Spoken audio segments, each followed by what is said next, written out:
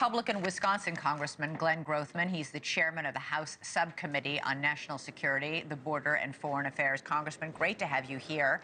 This was the first bill to pass in the new congressional session. You say this sets the stage for a much more aggressive policy on the border. I think so. I mean, here we are, just 2 years into President Trump's term. Already we're passing a bill. And the you number mean 2 one days? issue We're not 2 years. It's 2 days. I'm sorry, 2 days. 2 days, right. 2 days in, and the number one issue that drove Donald Trump to victory was the border. So the fact that it's a border-related bill, accelerating the number of people who are going to have to be kicked out of here after breaking the law. And don't get me wrong, they should all have been kicked out before, but in part because Joe Biden, in part because liberal state governors, people committing serious crimes were not being kicked out. This will make it easier to remove them, hopefully save some more Americans' lives, and not have any more Laken Riley situations come up in the future. ICE says that it needs more than $26 billion to comply with the Laken Riley Act. The cost of arresting and then detaining any illegal immigrant arrested or even just accused of any crime. Will Congress give ICE the funding it needs? I think ICE is coming up with a high number. It might indicate that ICE is not 100% aboard on the bill. You've got to remember, one of the problems that President Trump is going to be facing throughout his administration is a lot of times the bureaucracy is hostile to him. And I think that's an exaggerated number.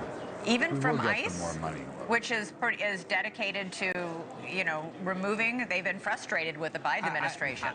I find it hard to believe that the bill is that high. Let's just put it that way. But I'm sure Congress is going to appropriate a significant amount of additional money to ICE to remove more of these people. And you got to remember, President Trump has promised not only to remove people who have a criminal background, he wants to remove the bulk of people who came here the last 4 years under Joe Biden. Yes, and as we've been reporting, that will be massively expensive. The immigration court has a backlog of 4 million cases right now. Where will all these people sit awaiting their hearing? Because right now they have to have a hearing before they can be deported. Well, right. I think we're obviously going to have to hire more people to conduct these hearings quickly. I think they probably will not arrest these people until they're ready to have some sort of hearing. I don't think you're going to sit and have the federal government say, we're going to be detaining 5 million people now. That's not going to happen. I think they'll detain enough people that they're able to turn them around and remove them from our country.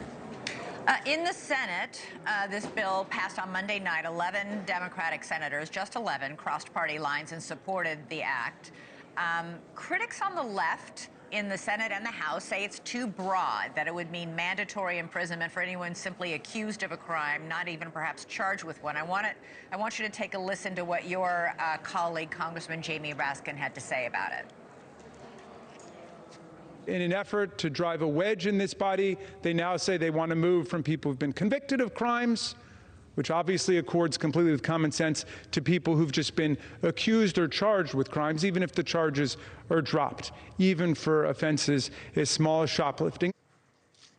Can you respond to that? We've heard that from a lot of people opposed to this bill, that someone could just be accused by anybody of stealing a candy bar, and that alone could mean that they would be deported.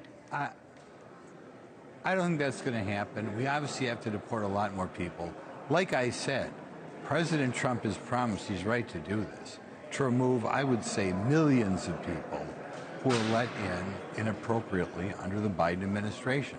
So when Jamie Raskin says, well, you're only waiting for a trial, we got to wait, and some of these trials could go on for years. Well, we've got to wait years before we remove somebody. It's just entirely inappropriate, and particularly because we've seen, if we get another Democrat president again, they may let everybody in here, crime or not, which is kind of the policy of the Biden administration.